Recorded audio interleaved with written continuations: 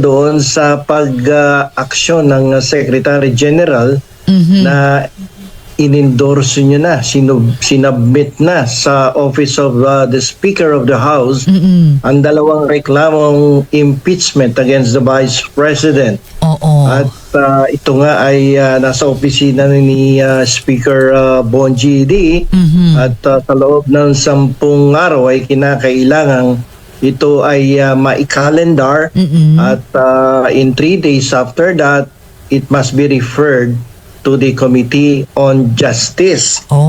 Pero ang problema ditong nakikita ko, partner, ay yung sinabi ng Supreme Court sa desisyon nito noong 2025 na kailangang ang susunod na reklamo against the Vice President, if ever there will be, must start yung lifting of the 1-year bar rule is on February 6. Itong dalawang reklamo that is today, partner, that is today. Yes, today. Dapat kanina lang nag-start ang filing. But the problem, the legal problem that I can see here is the fact that they filed the impeachment complaint on February 2. Which is contrary to the 2025 decision of the Supreme Court. And if you will try to look at the January 29 decision, you can see nothing that revised this decision of 2025 as regard this lifting of the 1-year bar rule. So dito magkakaroon to ng banggaan ng talino ng mga abogado. Ano nga yun? Battle of the Battle of the brainstorm. Naku. Magandang abangan to, ha.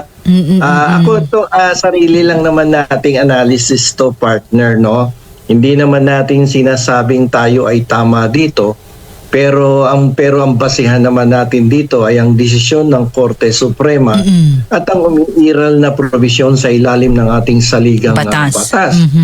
So gagawa tayo ng legal analysis kung ito bang impeachment complaint na against Vice President Sara Duterte will prosper or mapupunta lang to sa basurahan or for violation of the law of the case, na dinisisyonan no 2025.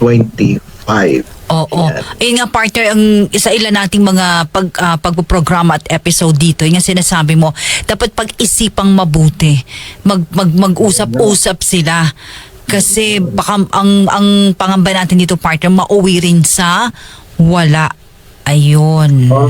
So kung mapapansin mo, partner, ay hindi gaanong kumikibo ang defense team, yung legal defense team ng Vice Presidente. Tahimik, partner. Na may kaugnayan dito sa impeachment complaint. Ikaw ba, matanong kita, ikaw ba ay meron ka bang naiisip kung bakit tahimik sila o natural lang sa kanila ang tahimik? Alam mo, partner, may kasabihan nga tayo na delikado ang tahimik. Diba? Mapanganib ang tahimik. Nag-iisip yan ng mga strategiya, partner, ng mga hakbangin yan. At bigla na lamang yung boom!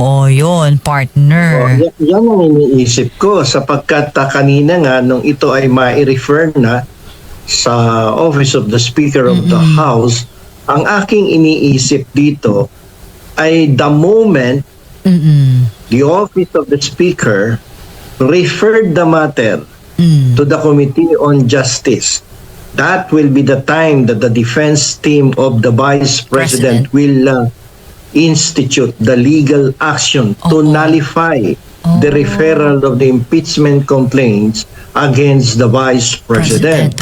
Why? Because of premature filing and violation of the 1-year bar rule as provided for under the 1987 Constitution.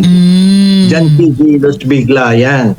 At in order to prevent the Committee on Justice from conducting a hearing, yung tinatawag nating determination of sufficiency in form and sufficiency in substance the legal team of the Vice President perhaps might file a petition sa Supreme Court for prohibition and certiorari.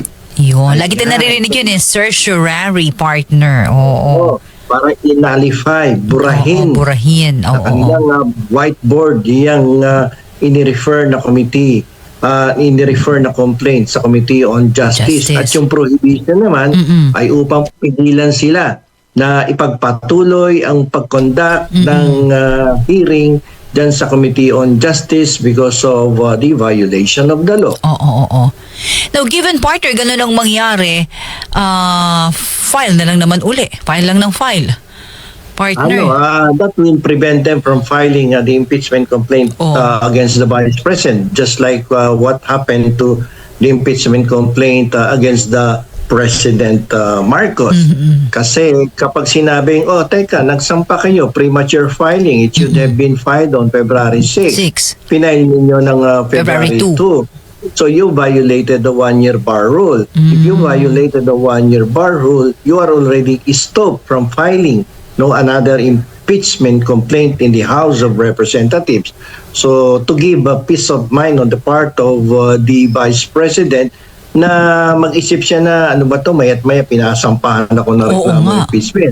So if the defense, the legal team of the Vice President will become successful in filing the prohibition and the certiorari doon sa Korte Suprema, then tapos ang laban. Walang impeachment proceedings that will happen in the House and in the Senate impeachment court. Everything will become useless and wala na namang kabuhay-buhay. Oo nga. Nako. Sabi ni Mario Nanali, Attorney Bueno, nagkalituhan na kasi dahil session days to calendar days. Oo. Ordinary person. That computation is not applicable in this case. Oo. Applicable to in this case but not in the previous case. Oo.